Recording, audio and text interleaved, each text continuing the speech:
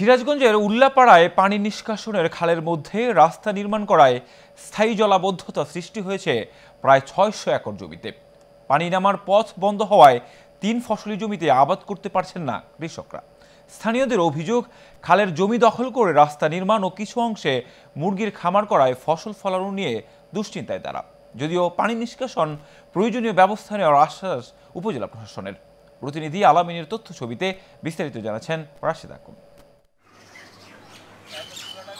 কেউ খালের মধ্যে বাঁধ দিয়ে নির্মাণ করেছেন রাস্তা, আবার কেউ একাংশ দখল করে বানিয়েছেন মুরগির খামার। প্রায় ৬০০ একর ৩ ফসলি জমির পানি নিষ্কাশনের পথ বন্ধ হওয়ায় বিপাকে সিরাজগঞ্জের উল্লাপাড়ার পূর্ণিমা গাথি ইউনিয়নের ছয়াবাড়িয়ার কয়েক হাজার কৃষক।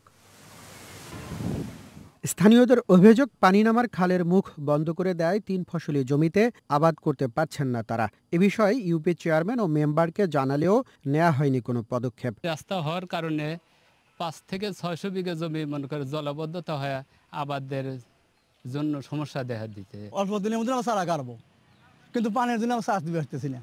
ওই জলা বন্ধ হয়ে দিয়েছে, পানিটা আর বাড়ার পারতেছে না। এবার ধান কাটছে খুব কষ্টে। রাস্তা করছে আমাদের চড়া একবার পানি দিয়ে ভরপূর্ণ, পানি নেমে যেতেছে না।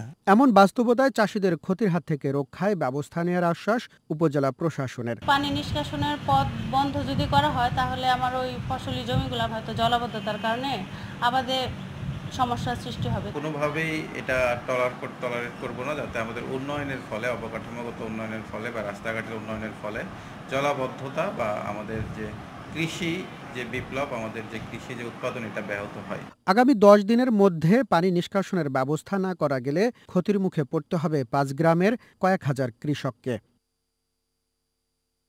Rashed Akon, Asian television.